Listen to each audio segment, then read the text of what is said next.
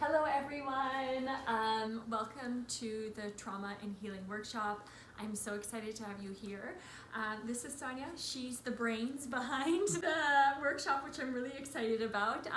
So she is a professor and a therapist who really focuses on trauma and healing that.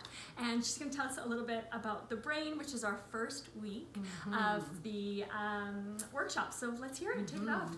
So what happens in the brain when there's trauma, especially when you're a child or you're really little, is the way the brain grows in sequence actually changes.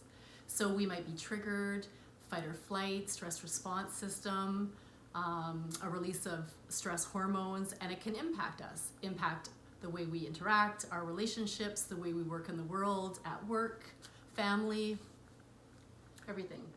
You know, I'm so excited to dive into this. So if you guys want to come, please do join us. And you were telling me such an interesting fact, which I'm really excited to share with you guys about the whole rhythm and patterns. Do you want to share a little bit on that? Yeah, so what happens is in order for us to rewire our brain from the trauma is we need things that are patterned, repetitive, and rhythmic. So we'll talk about that in the workshop.